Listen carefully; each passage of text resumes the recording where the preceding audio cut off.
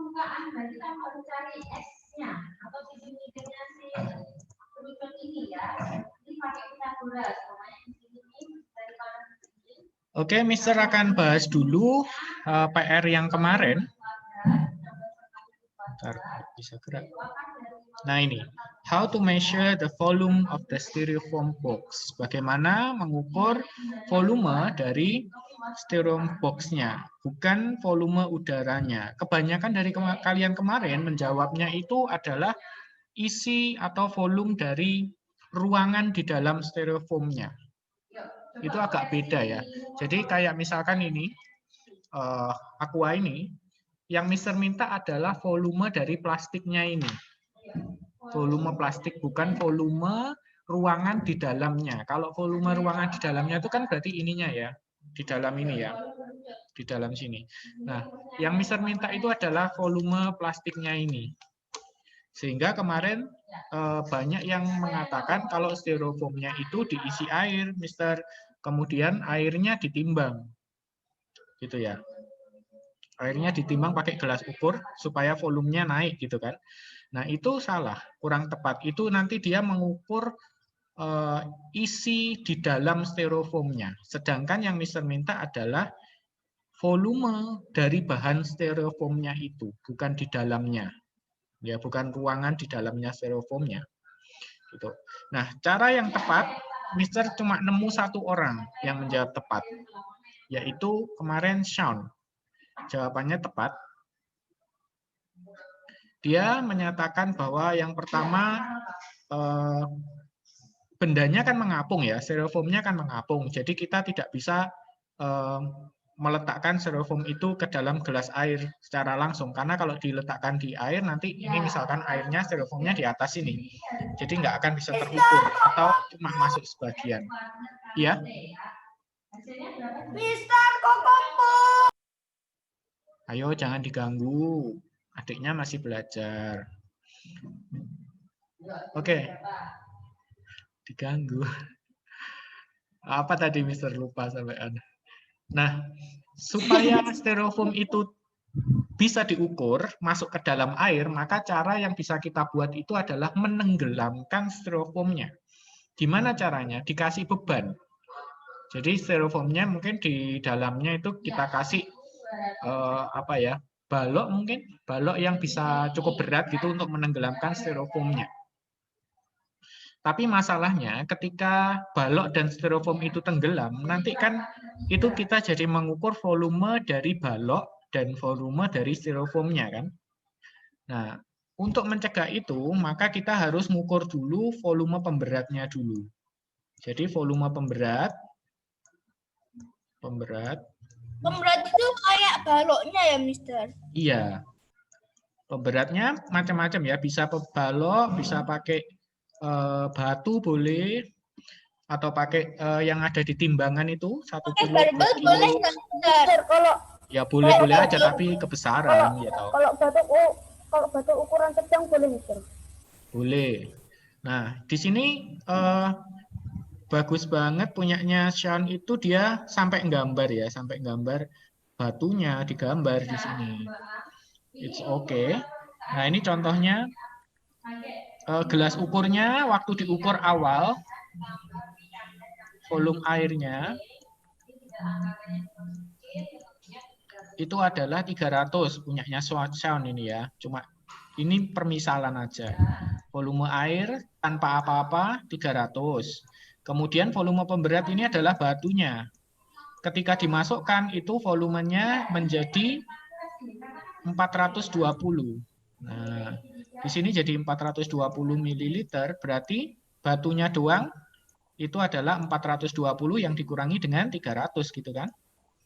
420 dikurangi dengan 300. Maka hasilnya batunya itu atau pemberatnya itu 120. 120 ml.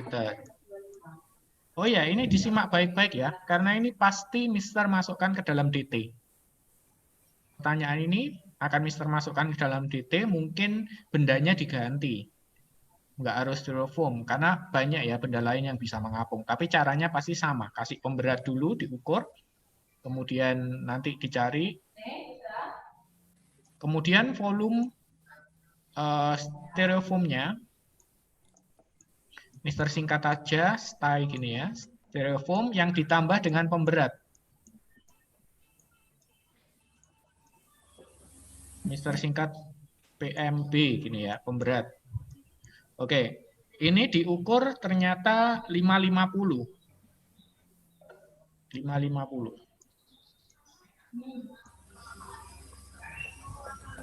Nah, stereofoam sama pemberat itu 550, sedangkan pemberatnya sendiri adalah 120.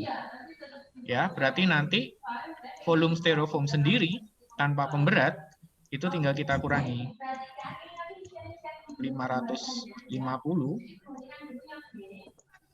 yang dikurangi dengan 120. Di sini Syam salah sedikit sih. Dia menguranginya 550 dikurangi dengan 420. Salah, karena ini adalah ketika airnya naik itu.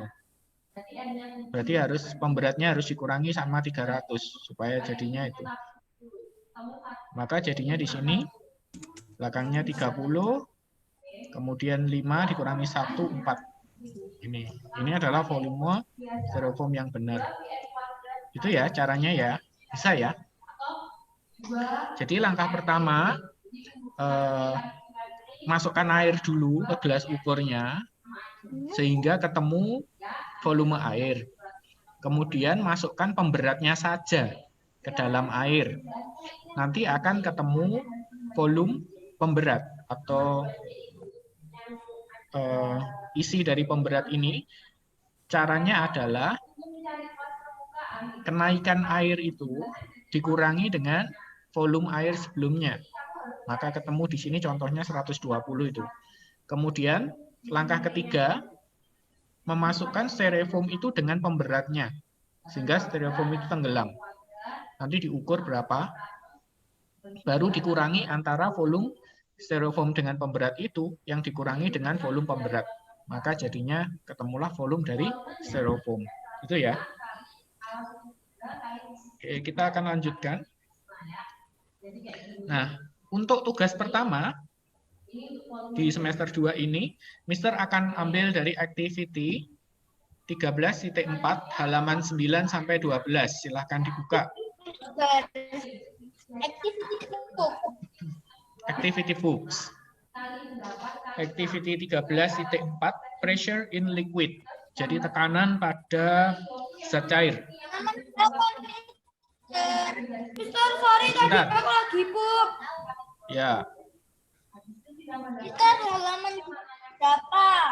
Ini ada halamannya, page. Nah. Mister, sorry tadi aku pup. Iya. Sekarang diambil ya. Terus yang tadi belum hadir, nanti kalian lihat di YouTube penjelasan Mister tentang bagaimana mengukur volume benda yang mengapung. Ya, itu akan keluar di 9 titik. sama 12 itu PR ya? Kenapa? 9 sama 12 itu PR. Ini adalah assignment, tugas. Masuknya ke nilai tugas nanti. Tugas pertama ya. Tugas pertama di semester 2. Mengerjakan activity 13.4 halaman 9 sampai 12. Kalau ini baru Mister minta eksperimen. Seharusnya yang kemarin itu yang masalah mengukur styrofoam itu Mister nggak minta eksperimen sih. Tapi beberapa dari kalian mengirimkan video eksperimen. Kerjain toh, Mister. Nggak diminta loh. Mister nggak minta eksperimen. Beberapa kok, nggak cuma Jensina aja. Beberapa siswa mengirimkan video eksperimen. Saking tapi itu nggak minta. Mister cuma minta tulisan aja. Mister, Ya. Activity book yang 4B kan, Mister? Activity books yang B. Ya, halaman 9 sampai 12. Ya. Activity 13.4 judulnya Pressure in Liquid. Tekanan pada secair. Oke, kalian lihat analisanya di situ, analyze. relationship between liquid pressure and distance covered by water shooting out from hole in a containers.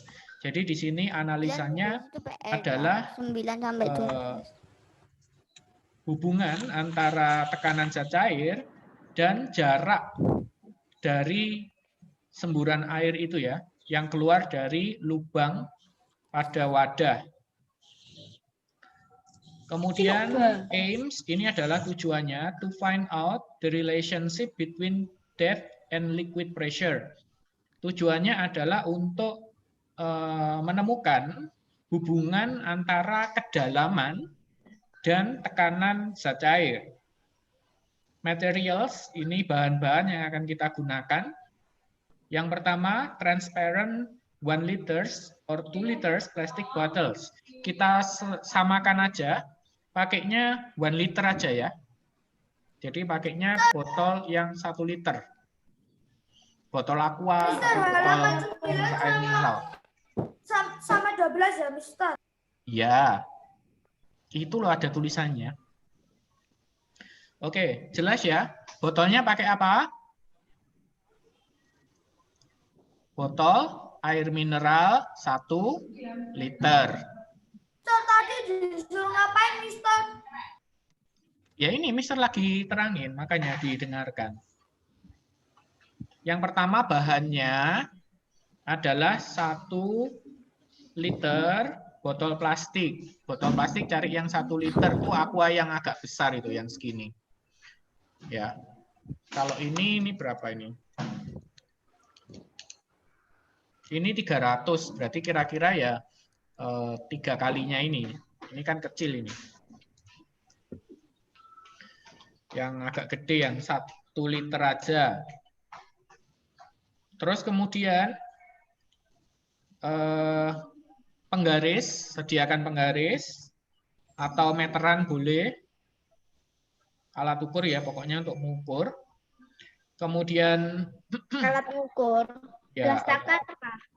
kenapa? Ini pakai air nggak, Mister? Iya, nantinya pakai air. Pakai gelas takar berarti ya? Sebentar ya, satu-satu diterangin dulu.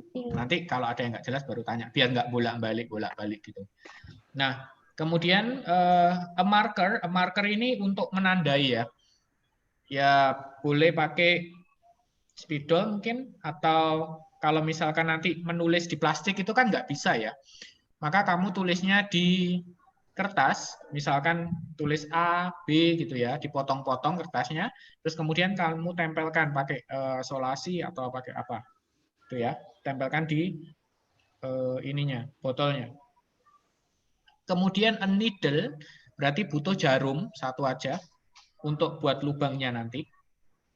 A pair of scissors, sticky tape, sama waters. Jadi butuh gunting, kemudian yaitu solasi atau untuk nempelin, terus kemudian sama air. Prosedur and observation. Sudah nemu semua ya. Nomor 1. On a plastic bottle, marks 3 point A, B, and C. Jadi pada botol plastiknya itu kalian buat A, B, dan C. Kalau nggak bisa ditulis di botolnya, ya kayak tadi, kalian ambilnya di kertas, kemudian kalian tulis A di kertas gitu, terus kalian potong kotak gitu ya, terus kalian tempelkan pakai solasi. At different heights as shown below, the point should be about 5 cm apart. Jadi kalau botolnya seperti itu, yang ada di ini, ya. Misalkan ini botolnya gini ya. A misalkan ini harus yang A yang kita sepakat yang paling atas ya A-nya. Kemudian B-nya ada di tengah-tengah. C-nya ada di bawah. Nah, ini jaraknya. Yang C ini dari bawah ini nanti kamu ukur 5 cm.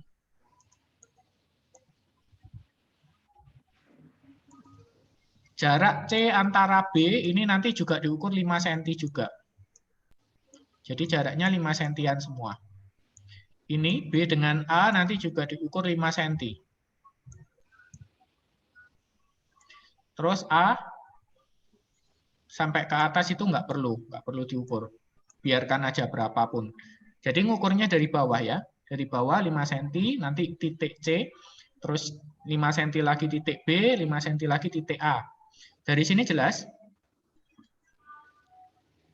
Oke, kalau sudah jelas, kita lanjut ke yang kedua. Pierce 3 holes of equal size on this point. Jadi, kalian tusuk 3 lubang itu pada ukuran yang sama, ya dikira-kira ya, ukuran yang sama. Make sure the hole are not bigger than 2 mm in diameter. Jadi usahakan lubangnya tidak terlalu besar. Maksimal 2 mm. 2 mm itu ya kalau di sini 2 strip aja. 1, 2 segini. 2 strip. Ya maybe kalian bisa lihat di penggaris kalian masing-masing ya. Strip yang kecil-kecil itu loh. Itu maksimal 2 strip. Lubangnya sebesar itu. Ya 1 strip mungkin cukup lah. Nggak usah dipaskan sampai ke 2 strip. Nomor 2, ada yang ditanyakan caranya? Kalau tidak ada, kita lanjutkan dengan cara yang ketiganya. 3. Cover the 3 holes using a long piece of sticky tape. Jadi, kalian tutup lubangnya itu dengan solasi dulu. Ya, kalian tutup lubangnya itu sama solasi semuanya. ABC tutup semua. This is to prevent water from leaking out when the bottle is filled with water. Bingung lah aku. Gimana, Sean? Nanti disuruh ngapain? Boleh nggak tahu grup tugas? Aku bingung loh. Dikirim ke grup tugas katanya, Mister. Loh, ini nanti kan ada YouTube-nya. Jadi bisa kamu lihat ulang. Terus bisa kamu baca juga dari ini perintahnya ini. Mister kan cuma menjelaskan detailnya aja ya. Kalau misalkan ada yang nggak ngerti, yang bagian mana gitu. Oke. Terus, jadi isolasi tadi gunanya adalah untuk mencegah air bocor ketika diisi oleh air. Jadi nanti bukan langsung dibiarkan terbuka terus terbuka semua ya, enggak. Tapi nanti dibuka satu-satu. Yang keempat, place the bottle in an outdoor area and fill it with water. Jadi letakkan botolnya itu ya di area di luar rumah ya, jangan di dalam rumah. Nanti kotor semua dimarahin sama orang tua. Atau di kamar mandi boleh lah. Kemudian diisi dengan water. Oh ya, kemudian naruhnya itu lurus ya, jangan ditaruh di tempat yang miring gini ya. Jangan ditaruh tempat yang miring, tapi tempatnya lurus. Kalau di luar jangan ditaruh, sebaiknya jangan ditaruh di tanah, tapi naruhnya di yang semen. Jadinya dia lebih lurus gini, kemudian nanti pancaran airnya tidak meresap ke tanah, sehingga kamu nanti tukar untuk mengukurnya. Kalau di semen nanti kan ada tandanya. Itu. Yang keempat, remove the sticky tape covering the 3 holes and observe the water shooting out from each hole. Jadi, kamu lepaskan isolasi yang menutupi 3 lubang itu dan mengamati air yang keluar dari situ, dari tiap-tiap lubangnya. Nah, ini Mister sarankan kamu membukanya satu-satu aja. Nggak usah kamu buka langsung 3-3-nya. Jadi, percobaan pertama, ini kan diisolasi semua dulu ya, sehingga airnya nggak bisa keluar kan. Kemudian, percobaan pertama itu, ini kamu penuhin air dulu. Terus kemudian yang C aja yang kamu buka. C aja yang kamu buka, nanti ini airnya nyemprotnya berapa jauh. Ini kamu ukur nanti. Ya. Ini kamu ukur dari sini, dari lubangnya ini dia menyemprotnya ini berapa senti. Mister, Iya, ini tugasnya harus difoto. Habis sudah ukur apa? di video. Oh, Ya. Kalau di foto nanti kamu cuma foto botolnya nggak, kamu nggak apa-apain. Terus nanti kamu angka-angkanya kamu mengarang indah nanti. Oke, gitu ya. Terus kemudian setelah ini diukur, nanti yang C ini kamu tutup lagi pakai isolasi. Ya, airnya dibuang dulu kan ya sampai kosong. Kemudian C ini ditutup pakai isolasi kalau ini sudah diukur. Kemudian gantian yang B yang kamu buka. Gantian yang B yang kamu buka, ini ketutup, A dan C ketutup, maka nanti B juga dia akan nyemprot. Nyemprotnya kemana kamu ukur. Jauhnya kemana. Terus nanti sama dengan yang A juga gitu, B ditutup, C ditutup, A yang dibuka.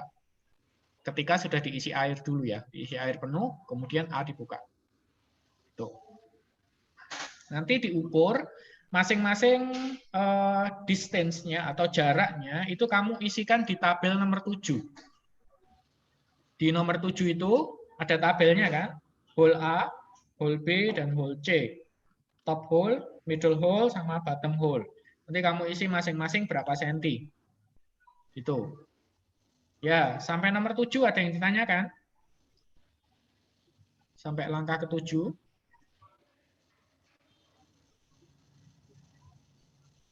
Nanti misalkan secara ini kamu masih belum jelas lagi dalam prosesnya, masih belum jelas, boleh tanya ke Mister, boleh. Kalau masih bingung, tanya. Iya, silahkan saya Pak. Boleh tanya ke Mister lagi, boleh melihat dari YouTube lagi. Kalau misalkan tanya ke Mister, jawabannya sudah ada di YouTube, ya Mister akan alihkan ke YouTube-nya. Ya, tapi kalau misalkan pertanyaan itu belum pernah Mister jelaskan, maka Mister akan kasih penjelasan. Itu. Kemudian kalau sudah di halaman 10 selesai percobaannya, baru kamu isi question-nya. Question di halaman 11. Question yang pertama, from which hole does the water shoot out with the greatest force? How can you tell?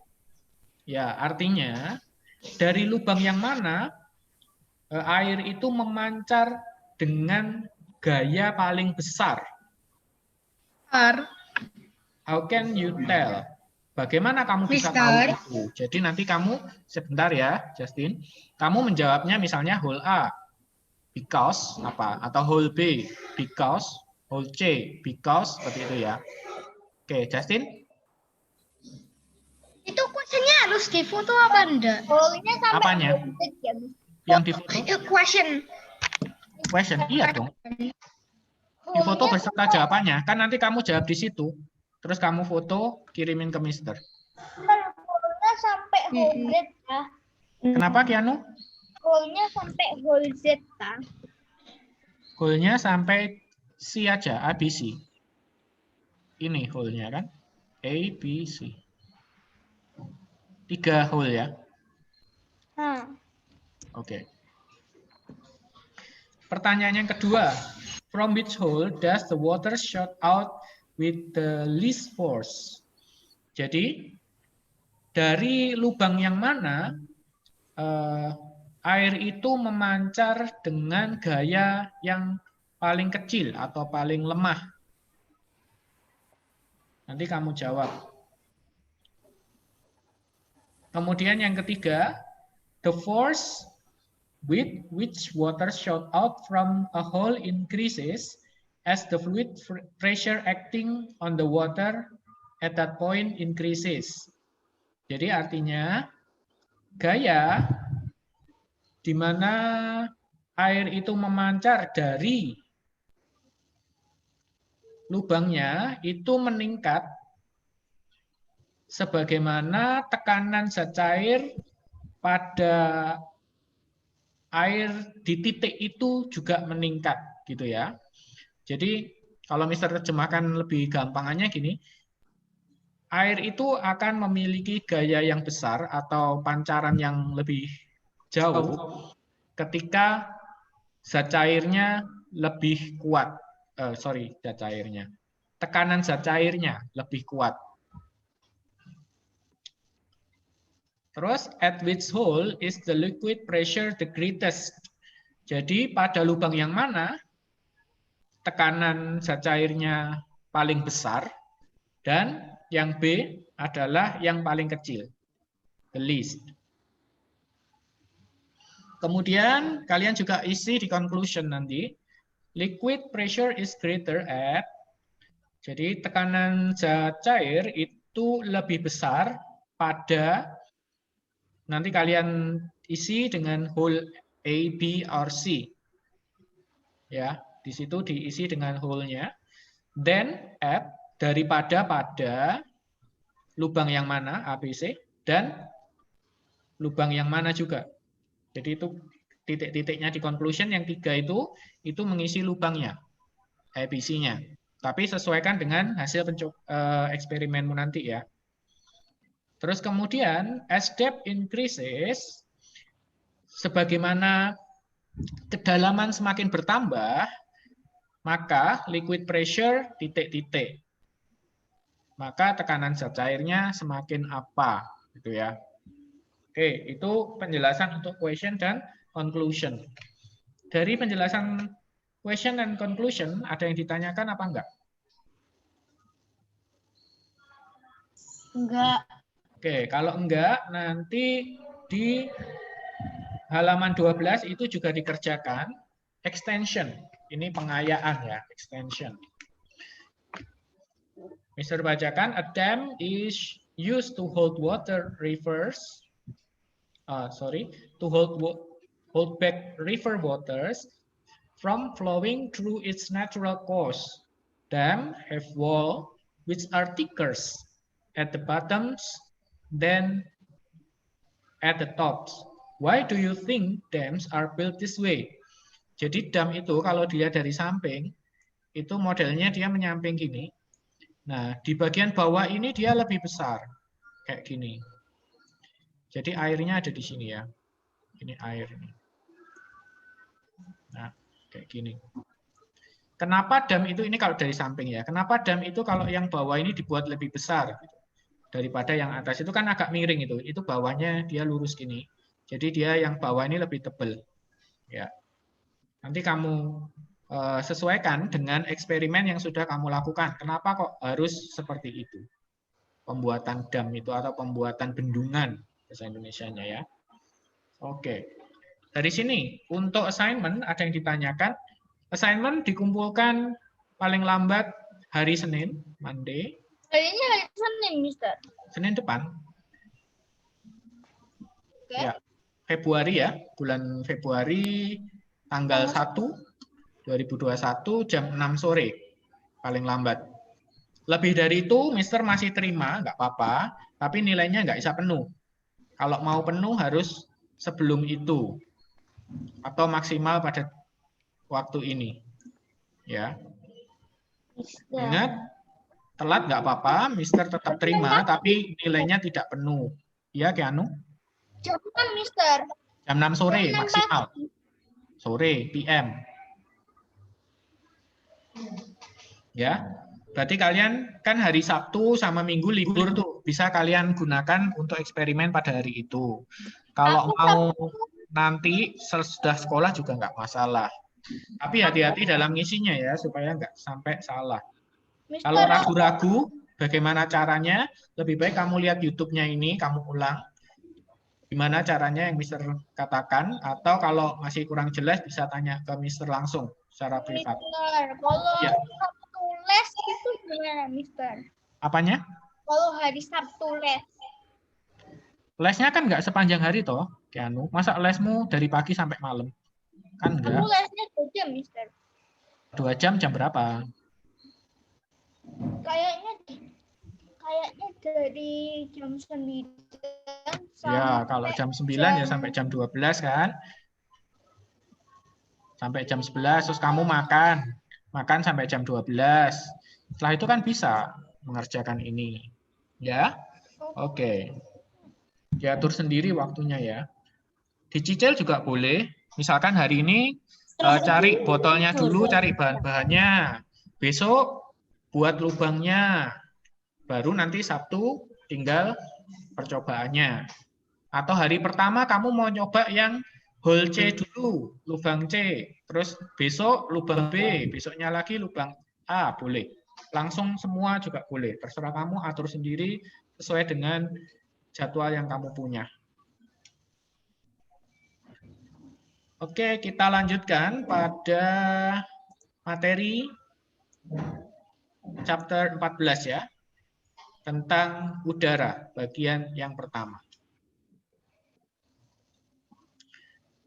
Ini ada di halaman textbook, halaman 16 sampai 17. Bisa sambil dibuka.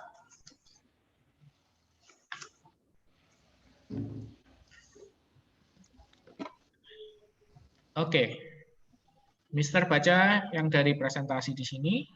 Air is matters and made up of gases. Jadi, udara itu juga merupakan zat yang terbentuk dari beberapa gas. Gitu ya. Air have a same properties as gases. Have. Ini kebanyakan have-nya. Have a same properties as gases. Jadi udara memiliki sifat-sifat yang sama seperti sifat yang dimiliki oleh gas. Yang kemarin itu ya, yang kita bahas. Air properties, sifat-sifat pada udara. Yang pertama, air has mass. Jadi udara memiliki massa. Ya. How to measure the air mass? Nah, bagaimana kira-kira caranya kita mengukur massa udara? Gimana kira-kira? Ada yang bisa? Mengukur massa udara. Mengukur massa itu pakai apa? Pakai timbangan ya. Pakai neraca. Gimana cara mengukur massanya udara? Apakah botol kosong kita ukur? Apakah itu massa udara? Ya, caranya yang paling simpel adalah menyediakan ini ya, wadah untuk suntik. Wadah untuk suntik. Kemudian kalian tekan sampai ini habis, jadi tekanannya kayak gini. Jadi sampai tidak ada udara di dalamnya. Tekan apanya, Mister? Ininya suntiknya, kayak ini suntiknya gitu ya. Aku nggak punya suntik, Mister. Ini nggak eksperimen, Mister cuma nerangin doang. Oh. Kotor kayak anu, nanti kamu sakit perut, lapar gak kamu? Ya itu, jadi syringe-nya atau wadah suntiknya itu siring ya kalau dalam bahasa Indonesia ya, siring itu ditekan sampai udara di dalamnya habis. Maka dia akan menciptakan vakum, jadi hampa, di dalamnya hampa udara, tidak ada udaranya. Kemudian siring ini kita timbang. Siring ini kita timbang, jadinya berapa? Misal nih ya, misal biar gampang, ya setengah atau 0,2 kilo. Nah, kok jelek banget ya, sebentar.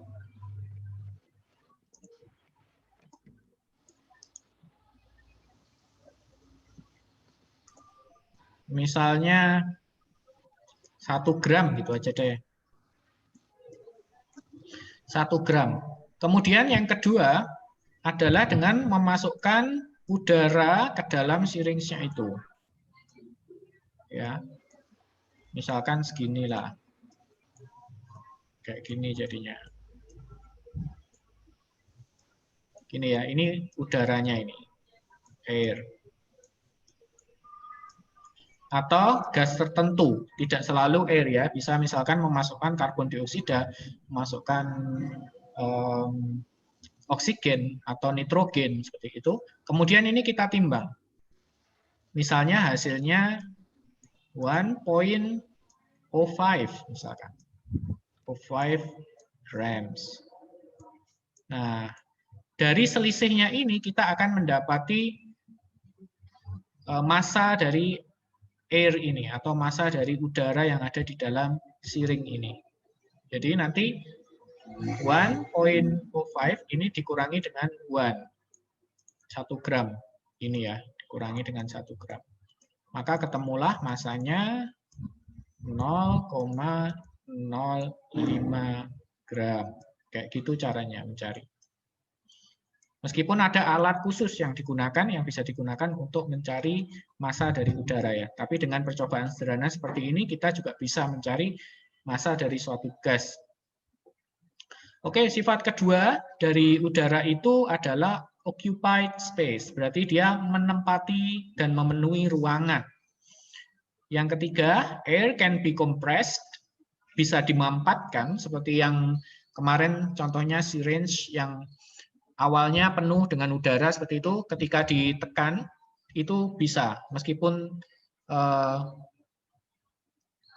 tidak ada udara yang keluar ya. Jadi yang sini dibuntu dengan tangan gitu ya, syringe-nya dibuntu dengan tangan, kemudian ini di push, itu bisa. Meskipun nanti tambah lama tambah berat, karena tambah lama udaranya semakin mampat, semakin compressed, gitu ya. Yang keempat, air can flow. Flow itu bergerak. Nah, kita bisa rasakan udara yang bergerak itu disebut sebagai angin ya. Moving air is called winds. Winds is renewable source of energy. Jadi, udara itu adalah sumber energi yang dapat diperbarui. So, it is a good alternative to fossil fuel. Jadi, dia adalah bahan bakar alternatif yang sangat baik untuk menggantikan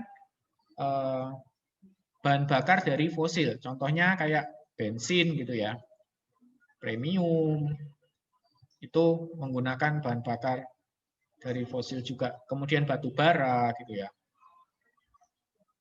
In ancient time, pada zaman kuno, sailors use wind to sail boats. Para sailors ini menggunakan angin untuk membuat perahu itu bergerak gitu ya. Later, windmills were created to help grains and pumps water. Untuk selanjutnya, windmill itu apa sih namanya?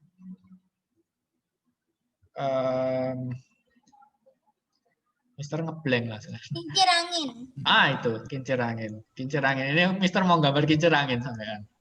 Bisa. Kincir angin ya. Emang bisa? Kan gini. Kincir angin itu digunakan untuk menggerus grains atau kayak hasil dari pertanian gitu ya. Dan untuk memompa air.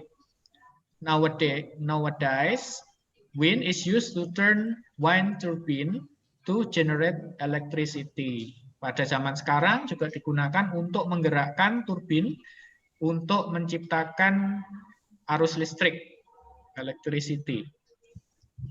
Gitu. Terus sifat yang berikutnya, yang E, air exert a pressure. Jadi udara itu mendesak sebuah tekanan yang disebut sebagai tekanan udara. Kalau dalam assignment 1 kemarin kita lebih ke liquid pressure atau tekanan cair, maka di sini juga ada yang disebut sebagai tekanan udara. Seperti yang kita bahas ya, pertemuan yang sebelumnya itu ya. Oke. Kemudian air can expand and contract. Udara dapat mengembang dan menyusut. Kita lihat di halaman 17 ya. Air can expand and contract. Nah, di situ gambarnya, pada gambarnya yang atas itu adalah balonnya sedang mengempis gitu ya. Ada nggak udara di dalam balon itu? Ada, tapi sedikit gitu. Tapi ketika botol itu dipanaskan, dimasukkan ke dalam air panas, maka tiba-tiba balonnya di situ mengembang. Ini membuktikan bahwa udara di dalam balon itu mengalami peningkatan atau expand, meningkat, mengembang. Itu ya. Nah, sebaliknya ketika dari panas itu kalau kita dinginkan, maka nanti balonnya akan menyusut lagi. Ya. Jadi contracts, menyusut. Deflate. Inflate itu mengalami peningkatan, deflate berarti mengalami penurunan ya. Tuh. Nah, how is your conclusion? What make the air expand and contract? Jadi bagaimana kesimpulanmu? Apa sih yang membuat udara itu bisa mengembang dan menyusut? Salah satunya apa di sini? Sebagaimana yang ada di halaman 17.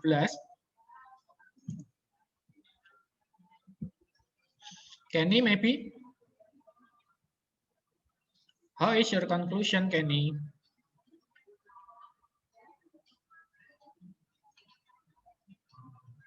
Apa yang membuat udara itu mengembang dan menyusut? Sesuai di halaman 17.